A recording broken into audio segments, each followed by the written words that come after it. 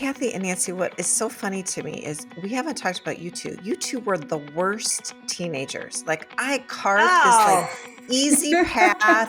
I never got in trouble, never broke okay. curfew, never got caught. That And is you not two true. got That is not true. brought home by the police, both of you. I didn't get brought home by the police. I got followed. And fact check, Linda. You used to jump off the roof of our house. But I didn't to get sneak caught. out. That's the difference. I didn't get caught. I And also Nancy did get brought home by the police. Yeah, you, Okay, I Nancy, you think were the worst. You were the worst of all of us. I didn't get brought home. They just had to pick me up. I don't think that's better. I mean, Nancy. Really, one time. that's hair splitting. All right, good luck out there, parents. Yeah. Welcome to Three Little Fishes. We're three sisters who grew up in the Midwest together, but have since spread across the country. I live in Los Angeles. I'm in Nashville. And I live in Philadelphia. We are all married with children, have all had careers, but now we stay at home with our families. Join us as we share secrets and stories about being women, wives, and mothers. We welcome you to laugh along, learn something new, reach out, and join our conversation. So let's jump in. What's up, fishes? What's up, fishes? What's up? Good to see you. For those who can see me, I'm wearing my Dodger hat because if you know, we won the World Series over the weekend, beating the Toronto Blue Jays. And the series, honestly, was incredible. It was the best of seven. And I don't typically watch baseball on TV like this, but it was so good, I could not watch it. Yeah, I agree, Nancy. I thought it was great. And in fact, I was supposed to go out to dinner with a handful of girlfriends. I love these women. And one of them was like, you guys, I don't want to go out to dinner. Can you just come to my house and let's watch the game? So it was all these women like screaming at the TV, watching That's awesome. watching the World fun. Series. It was actually hilarious. And then in commercial breaks, talking about like, Pitches girl and things stuff. and like all the things, our teens, like whatever it was. But it was hilarious to me. Oh, that's fun. Congratulations, LA. Yeah, I didn't watch that. I did go out to dinner though. I didn't have a dog in the fight. So I went out to dinner. We got invited by some friends in the area. Our old next door neighbors belong to this like social club downtown called the Soho House, which does have like this national presence. And you have to have like this special code to get in. And then you check in at the front desk and they like double check that you're allowed to be in there. And it's like got a very like fun, exclusive, chic, sort of comfortable vibe. The food was great. We sat outside. The pool was heated and steamy. And I mean, did you it get was in? fun. Did you actually swim? No, but we could have. Let me put down my bag and I'll just take a dip. Yeah, I'm all dressed up and I have my suit on underneath. No, but you know what's so funny is even though it's the Soho House, you don't have to have a suit. Just go in. Who cares? I mean, honestly, it's for being an exclusive social club. It was very casual. Everyone was super nice, but I mean, it's sort of interesting. And we toured around a little bit. They have this huge workout area. They have their own theater where they had just shown a movie and they had like little bags of popcorn they were like giving out. And I mean, it's kind of cool. I don't know. It sounds cool. It's like I picture myself outside, like walking by with my nose against the window. What Oh no, goes you on wouldn't in because there? you can't see in anywhere. Like it's all gated off. It's in this old factory. You can't even like get in the front door and there's nothing to see. It's like it's a hotel / social club. You wouldn't be able to put your nose up against it because it's so private. You wouldn't be able to see in. I don't even know how people know it's there. I think that's pretty cool. Fun. It was fun. It was great. Dinner was great. Our friends treated us, which was super special and sweet. And yeah, it was fun. It was a fun night out. So, Kathy, did you survive your Halloween party? I survived. As you know from last week, we had that water leak and I was all worried like everyone's going to be like, oh my God, what's happening in this house? You mean from the bathroom, your bathroom water leak, that one? Which like ran down to our kitchen and made a complete hole in our kitchen ceiling. So I did put the Did a- spider up with the web, and I think it camouflaged it. No one made a peep about it, and I was Great. thrilled because I was like, You're welcome. I'm here. I'm I here know. for it. Thanks. Any other ideas? Thanks, I got girls. you. I was stressed about it. I don't know why I even cared, but I was like, it's like you only have someone over a couple times a year, and it's like, of course, Yeah. the week you have somebody over, that happens. I mean, it's like, Kathy, I love that you just said that. I don't know why I care. Of course you care. well, Right, Linda? Like, isn't that her vibe? She cares about Kathy it. is, we've talked about this. You're a very specific, precise human. And when things Well, go off track, it does frustrate you. So I I'm mean, glad that I you were don't know able to why roll you with guys it. are laughing because you'd be the same way. You'd be the same. I don't know what you Nancy, mean. I'm very no. laid back. I'm very laid back. Don't even give me that. Yeah, no, it went pretty well though. I have to I'm say. glad. And I'm glad. Did they carve pumpkins? we kept the Yeah. tradition. They carved the pumpkins. So Good. I was Happy Halloween. I was happy for love them because they Yeah. bonded. Did Millie like lick up the scraps like I suggested so you wouldn't have to mop? You know what? So I actually put her in her room when we had the party because I just didn't want her, bothering everybody. And then when she came out, she was like, "Oh my God, what's on the floor over here?" And she was like, yeah, she thought it was awesome. Yeah, squash is delicious. But they actually for were pretty dogs. neat compared to last year. I remember last year was a mess. Did you get TP'd this year? No. I mean, sadly, no. And I preface it by saying we have been TP'd by our neighbors for the last, I believe, 12 years. And it's just been a tradition. And our neighbors moved this year. And so, and their kids have grown up too, and they have a real job now. But now this year, our trees were So bare. do you feel sad? You I look do sad. kind of. I mean, is that ridiculous? I mean, who just to be TP?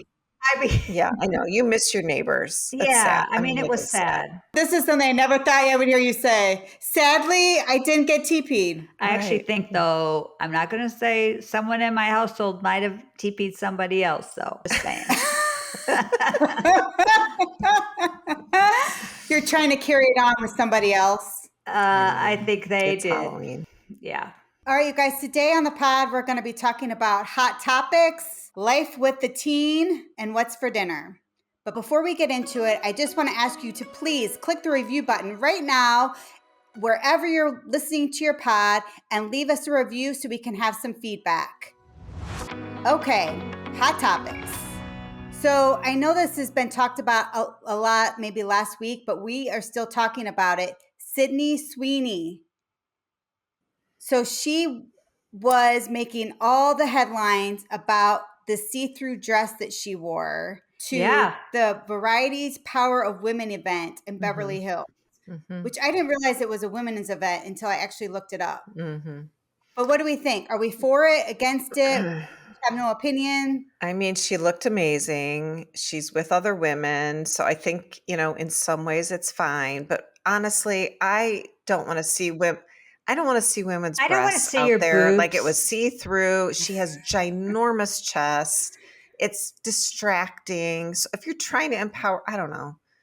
I don't think we need to be seeing. I don't her love it. I boobs. didn't love the look, but So my first reaction was, dude, we know you have beautiful breasts. I'm envious. I wish I had the same. No, they're I don't too know if I big. need to see. I don't know if I need to see it though. But then I rethought about it, and I'm like, well, you're a young woman. You're an adult. You are empowered. You're at this women's event, and if you feel good, you look beautiful, and if this is what you want to do, I think you should be able to do it. So I think go. Yay you for do you. you. You do you, and you live how you want. So I did think she looked gorgeous. Do you guys like her haircut? Beautiful. Nobody could see your haircut. I don't know if anybody's paying attention to her haircut. I liked her hair. I thought she looked beautiful. I just think it was just a little too much for me. I cover those girls up. Yeah. Okay. So Jonathan Bailey, Love just made the him. cover Oh, yeah. of People's Sexiest Man of the Year. So I like him. He's in Wicked. He plays the prince.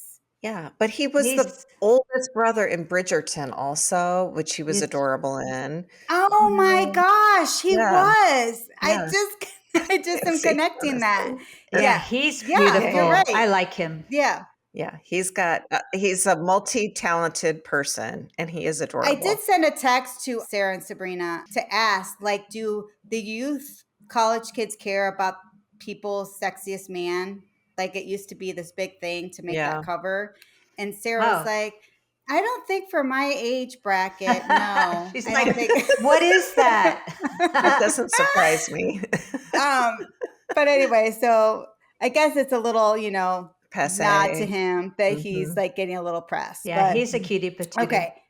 Yeah, he is. And Well, then the other thing that kind of caught my eye this week was Dax Shepard and Kristen Bell have teenage girls. And Dax Shepard was talking about how he and Kristen let their girls speak to them any way they want. They can cuss in front of them. They can it may come off as disrespectful sometimes when they're in public of how they communicate with the parents. And he's like, you know what, listen, we decided we wanted them to grow up and speak their mind and not be shy to communicate with us in any way because they're women, they're going to grow up to be women. And I want them to be empowered to be able to take care of themselves and talk to anybody and not take any flack from anybody. I don't understand why he's like drawing a line between those two things. Like being respected is also being respectful.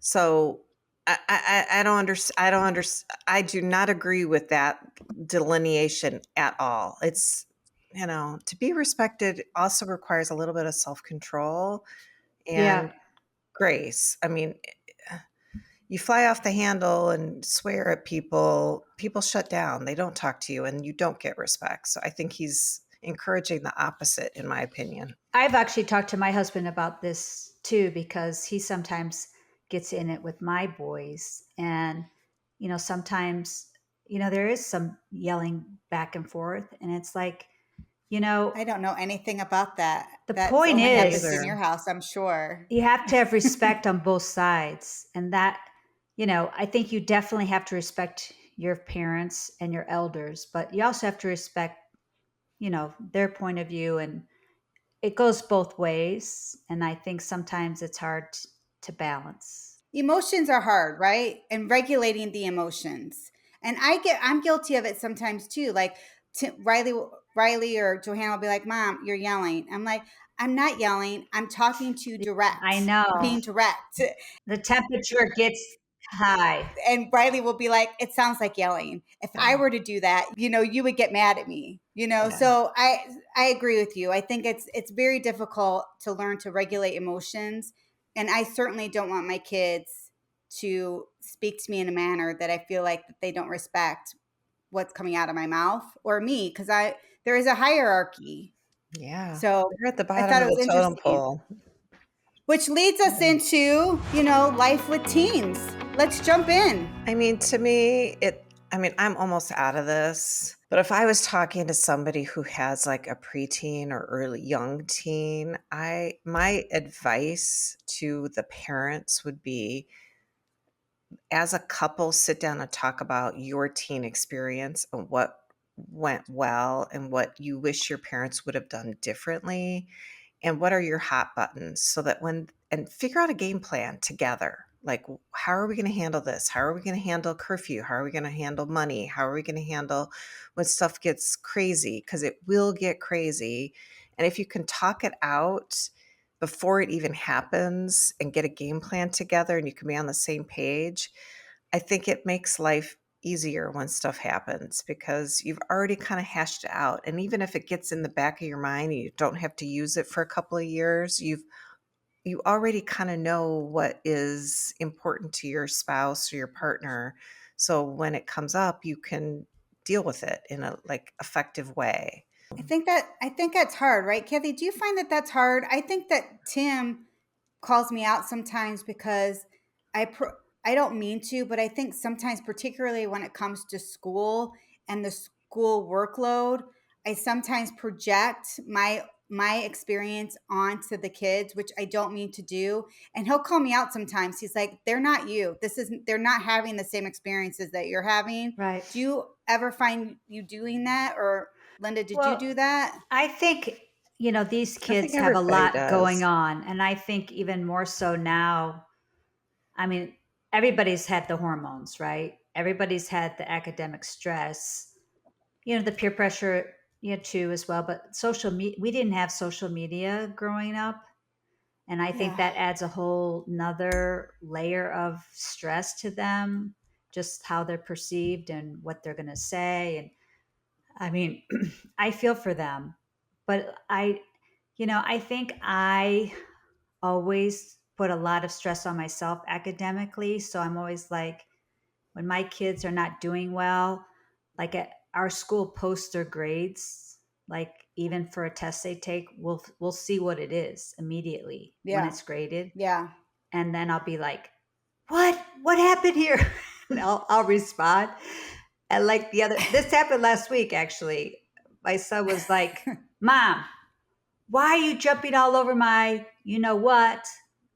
I wasn't even there for half of it. I have to make it up. Like, stop overreacting."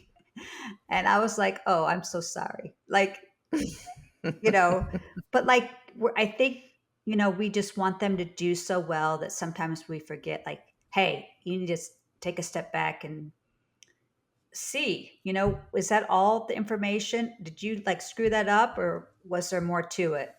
And Well, I have the two parts to this. Like, one part is that should we know play by play how they're doing? I don't think it's healthy for them, and I don't think it's healthy for us. Like, I don't know if it's fair to know every single grade that they're getting. And I think that for us in our school system started happening when COVID hit and when everything was mm, on the computer.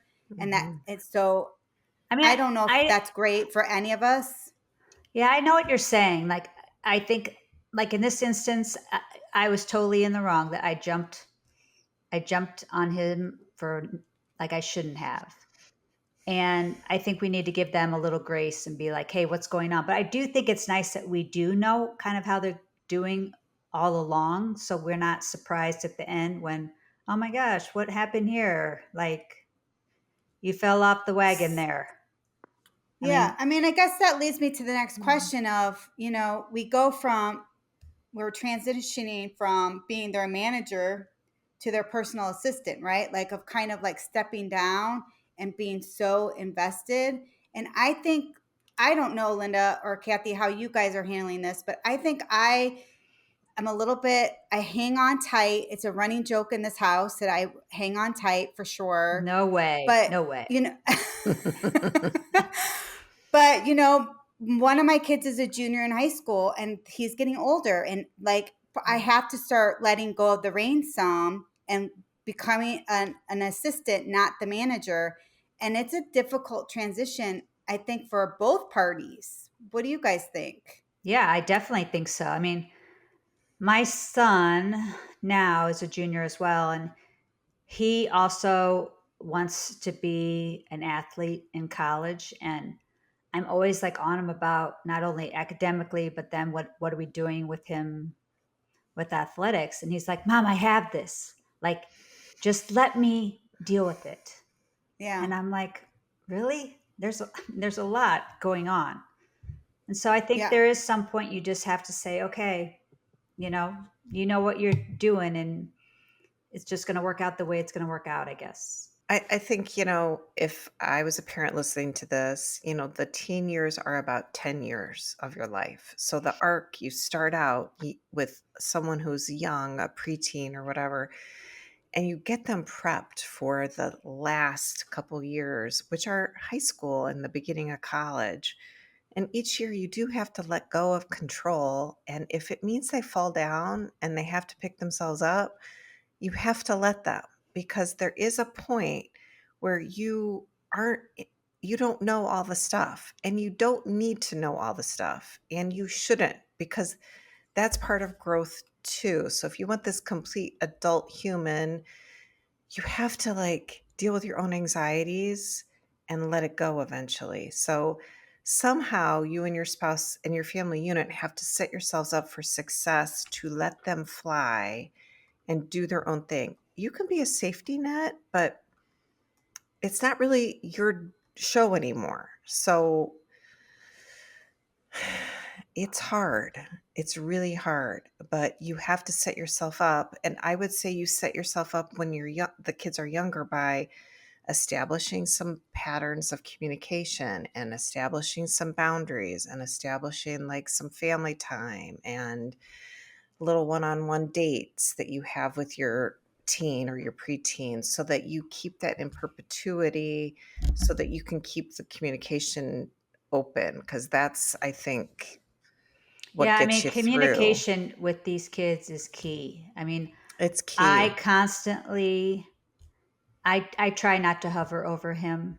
I really don't. I just every now and then I check in. If I see I mean, I checked in with that grade because it was like not the norm that he normally Yeah. does, which made me concerned. Yeah. It was like a I little mean, flag that went it up. was like a Yeah. major flag and I was like, what's going Yeah. on there?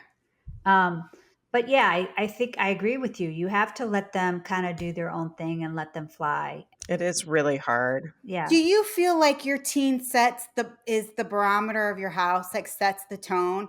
I sometimes feel like if Like, if my teen is in a mood or something is not going well, we are all paying the price for it. And I like step around like on eggshells, like I want to be here for support, trying to let you manage it, but don't give direct eye contact. Like I am just like, ay. And like, the other night or last night, he was in such a good mood. The house was in a good mood. And again, I didn't want to rock the boat. I didn't ask any questions. Why yeah, are you in such a good mood? What was your right, day like? right. I just was just trying Yeah, to ride the wave. And it feels so foreign to me because I am such a processor. you But it's just are. like I'm trying to Yeah. say, don't talk, no no eye contact. That's Like funny. it's No, When I I think had they all three do. in high school, like, I remember that, like, we would have times where we would just be like, "Oh my gosh, don't look at her. Don't look at her." Like, we would be terrified that, like, we would be, assaulted verbally by this, like, hormonal person. Yeah, I mean, it's hard.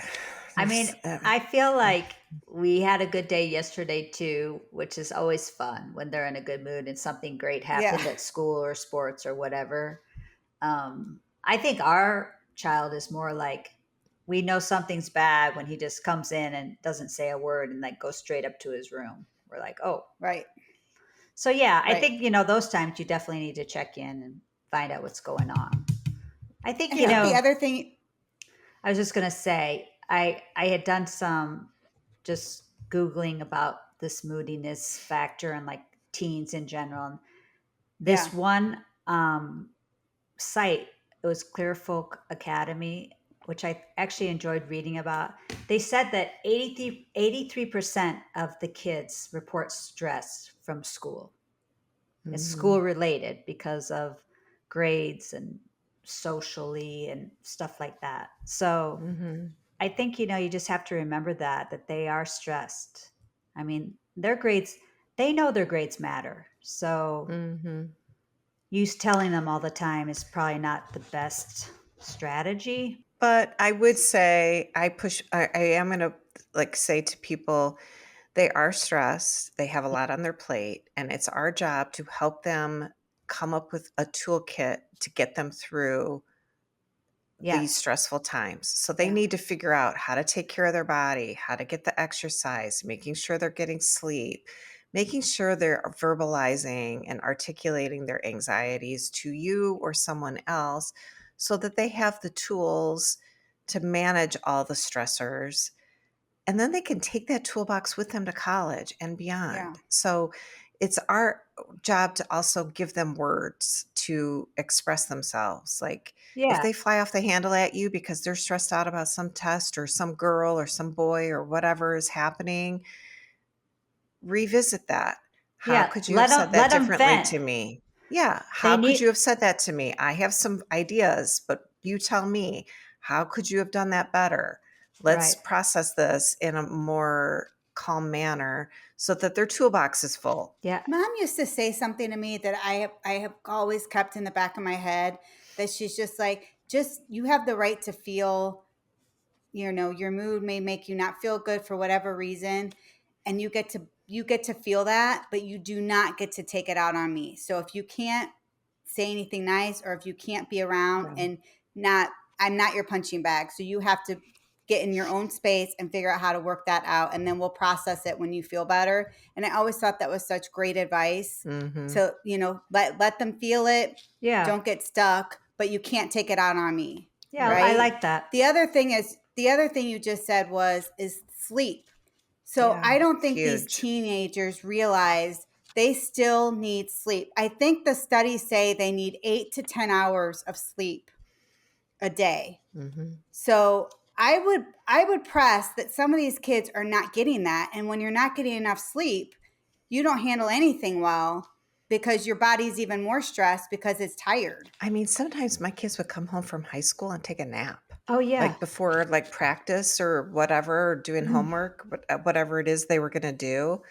I Yeah. mean, they were exhausted all the time. The other thing I also just want to mention is that, Kathy, you talked about social media, but these kids, like, we're training these kids with these computers in their hands all the time, that they're getting like these little dopamine hits all the Mm-hmm. time, Mm-hmm. right?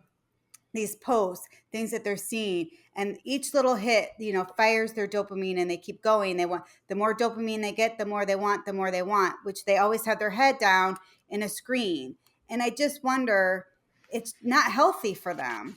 Right. So I don't totally know what the answer is, because these screens are here, I but I know. think trying to find a way to help them identify that too much screen time, just like too much anything, is not healthy for your body or your brain. And we need to find balance, is super important in life. I mean, I Yeah. can't do this anymore because our kids are out of the house. But when they were younger, we did a month. Was it a month or was it 2 weeks of no TV and no screens when they were not at school? Like they could use their computers for homework, but we would shut it all down. And then we would pull out the cards and we'd pull out. And for the first couple days, they would be so grumpy and just like total assholes about it. And then by the end, they were like new kids and they were like, you know what? We love this. I think I mean, everybody Yeah. should have to have no screens, Yeah. even adults. I find Rich and I will watch TV and we're both on our phones playing a game and watching TV That's what my together. husband does. I'm like, what are you doing? Are you not watching our show? I honestly will confess, I sometimes do that too, but it usually is if it's intense. Like if something's bothering me and I'm trying to distract myself, I want to know what's going on. I don't want to walk away from it, but I also kind of want to be Jeez. distracting, which makes him insane, because he's like, you're supposed to have an emotion. That's the Right. point of TV and movies, Yeah. is to have some sort of emotion. Well, I would say, to link this to our teen conversation is as you get to that last child, you've done it so much, you're like not as triggered anymore when they do crazy stuff or they stomp through the house or they slam something. I mean, it takes practice. And I think, you can't throw up your hands too much. It's like every time you have an experience with your teen that you feel like is challenging, it's a good time to like reflect back. Okay, how did we do? What should we do differently? Talk to them when you're calm, reflect. How could they do things differently? Because then you can all grow and get through it. And Yeah. hopefully, when you say goodbye to them and they go out the door as an adult, and I'm using air quotes, they're going to be Right. equipped for life because you have And they'll want to let come go. back. Yeah, And they'll you've want to let a come little back. That's control my, go. I mean, I think that's the yeah. hardest thing about raising teens is even when they're preteens, like there's so much going on in their little bodies and their heads and their hearts and everything, and trying to teach them how to navigate that. And by the time they leave and go off to college and, then hit their early 20s, it's just they're totally like different people. So it takes practice for mom and dad and them to figure out how to get through it. It's hard. I often say to my oldest, you're my first one, so I'm going to make mistakes. I'm doing the best I can. I'm learning too. You're going to make mistakes, So Nancy. It doesn't matter. for sure. Oh, I'm making them gigantically, like police. I don't think that's I don't true. think you are. All of your boys and all of your kids are wonderful. But if there's strategies that you can keep doing, like talking and being calm and revisiting and giving words and all that stuff. But I also would say, like, start as a preteen if you can, and have a date, just one-on-one with your child. And you don't have to make it an agenda. Just go have a date, go to the zoo, go to lunch, go shopping, do something with them and listen. Just listen. And if you do that year after year, you've built a bond that is really helpful.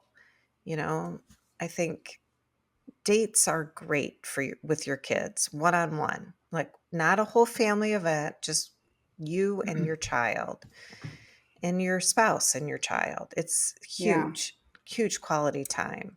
Yeah, that's good advice. We are having a family outing this weekend, but we do try to like carve out for each of our kids one-on-one time. But I also think the family time is important, and we have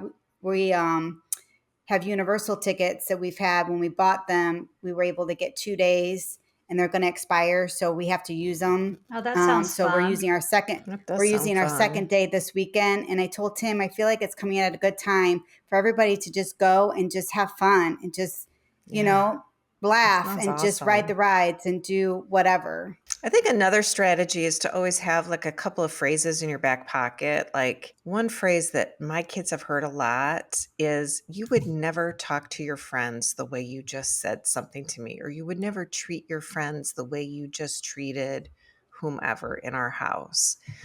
And I think that always kind of like makes them stop in their tracks, because they don't think about it like that.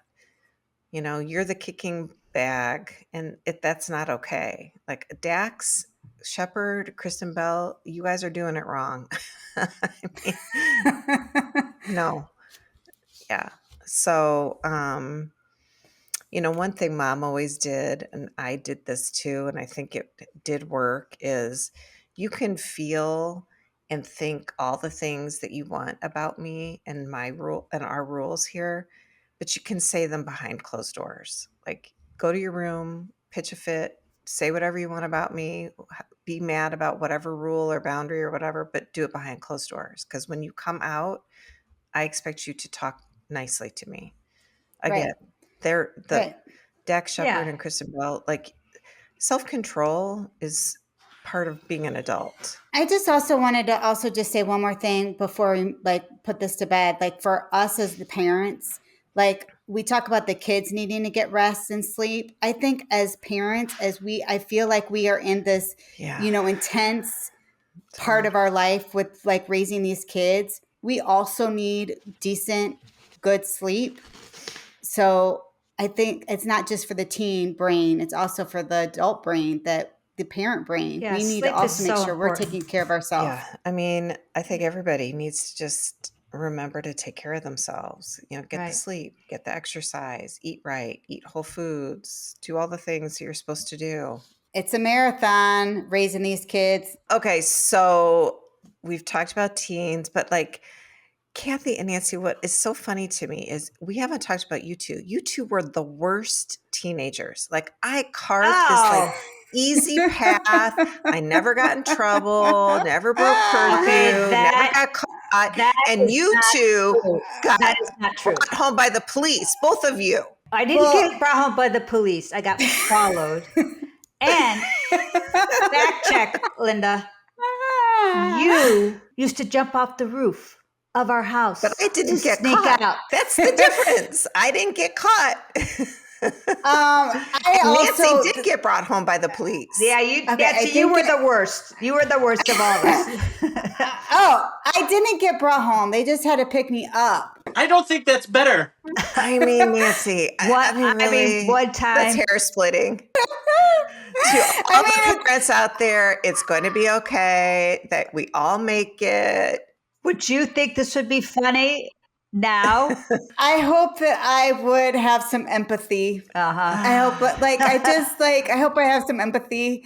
And, just what I always keep saying, you're going to make mistakes and it's part of growing. I just don't want you to make a catastrophic mistake. Yeah. So, yeah. I mean, is getting brought home by the police catastrophic? No. I mean, no. Yeah. It's all good. No. All right. Good luck out there, parents. Yeah.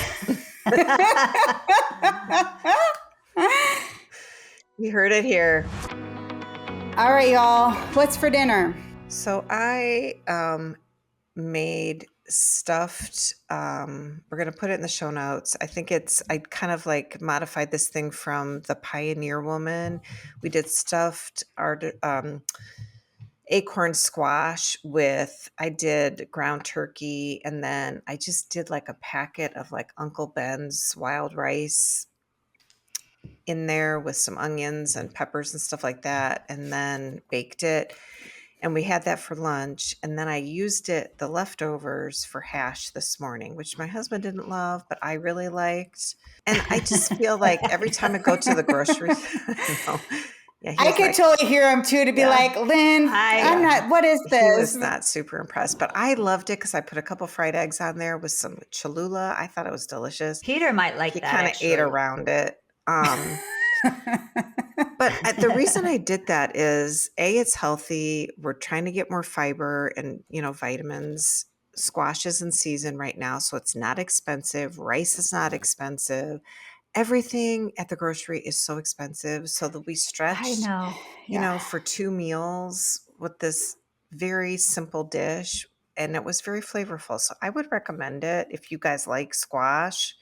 Give it a try. So you told me that you were going to do this for What's for Dinner, and I happened to do a spin on this last night. Mm-hmm. I did this, but I did it with spaghetti squash. Yeah. And I did Italian sausage, which I happen to have at home already, and white beans and spinach and tomatoes. Yum. And I thought it was delicious. Johanna in particular loved it. She loves spaghetti squash. Mm-hmm. Riley looked at it like I was giving him dog food at first, and he wasn't sure what to do with it. Mm-hmm. So he ate the slowest I've ever seen him eat, but he did eat it. So I think everybody liked it enough. Yeah. Except for maybe Riley, but if he really didn't like it, he wouldn't have eaten it. Yeah. So the same. I was trying to get something to stretch and also to load some veggies, and I thought it was delicious. I think it's very good, and you can sort of tweak it however you want. Like I said, I use ground turkey. You could use ground chicken. I think the recipe does call for Italian sausage, which I didn't happen to have. Yeah, I should try it. Peter likes squash. Happy eating. Well, we want to thank you for listening to our podcast and letting us sisters jump into your day. Please make sure to hit the subscribe button. You can access our show notes and all of our podcasts, so please do that. Also, please share our podcast with other little fishes so we can grow. Have a wonderful fall weekend, sisters out. Oh my gosh, Lynn, I forgot you used to jump off the roof. Yeah, Linda. But I never got caught, girls. That's the difference. I mean, ladies, come on. Don't get caught if you're going to do stuff. Like it never happened. Oh my gosh.